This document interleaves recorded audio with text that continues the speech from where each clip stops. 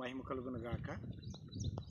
మీరేమి చేసినను కుమారుడైన యేసుక్రీస్తు వారి ద్వారా తండ్రి అయిన దేవునికి మహిమ కలిగినట్లు సమస్తము ఆయన పేరట చేయడని దేవుడిచ్చిన శ్రేష్టమైన వాగ్దానాన్ని బట్టి దేవునికే మహిమ కలుగును గాక. మరి దేవుని కృపలో ఈ సంవత్సరం వాట మరి చెల్లి రాహేలు శ్రీను వాళ్ళు వేసుకునేదానికి ఈ భూమి సిద్ధపరిచున్నారు. సిద్ధపరిచిన భూమిలో విత్తనాలు నాటబోతూ ఉండగా దేవుని వాక్యం తెలియజేస్తూ ఉంది,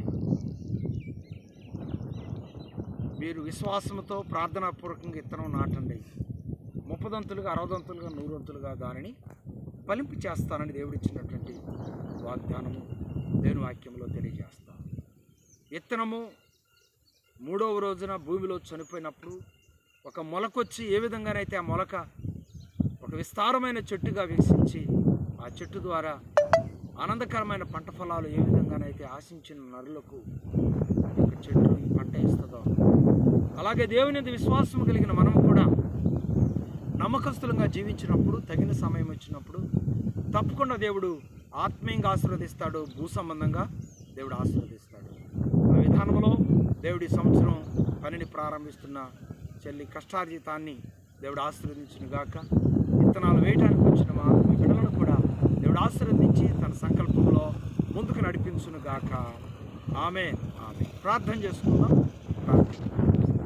ప్రేమ నమ్మకమైన మా తండ్రి, పరిశుద్ధులైన మా దేవ, వందనాలు స్తోత్రాలు చెల్లించుకుంటున్నాను. Thank you lord. మీరు ఇచ్చిన వాగ్దానాన్ని ప్రేమిటలు నెరవేర్చడానికి మీరు అవకాశం ఇచ్చినందుకు వందనాలు. ఖచ్చితంగా వాతావరణ పరిస్థితులు ఎలా ఉన్నా దయచేసి రావాలి, ప్రార్థన చేయాలి, ఈ యొక్క పనిని ప్రారంభించుకోవాలి అనేటువంటి మంచి విశ్వాసాన్ని మరి మా ప్రియ పిల్లలకు మీరు ఇచ్చిన విశ్వాసాన్ని బట్టి మరొకసారి మీకు వందనాలు చెల్లిస్తూ ఉన్నాను. దేవా, సిద్ధపరచుకునే భూమిలో విత్తనాలు నాటడం ప్రారంభించడం జరుగుతాం. వాస్తవంగా కొంత మోతాదు వరకు మాత్రమే వర్షం ఈ ప్రాంతంలో జరిగింది. ఇక మంచి వర్షము ఈ ప్రాంతంలో కురవలసినది. దేవా, భూమికి కావలసినంత సమృద్ధికరమైన వర్షము కురవలసినది. ప్రభా, నీ దయలో ఆకాశ వాక్యలు నిప్పి భూమికి కావలసిన వర్షాన్ని ఇచ్చి నీ నామానికి మహిమ తెచ్చుకోవాల్సిందిగా ప్రార్థన చేస్తున్నాను. ఇప్పుడు మా ప్రియులు విత్తనాలు వేయడం ప్రారంభిస్తున్నారు. ఈ భూమిని ఆశీర్వదించండి, పరిశుద్ధపరచండి. విత్తనాలను నీ రక్తంతో ప్రోక్షించండి.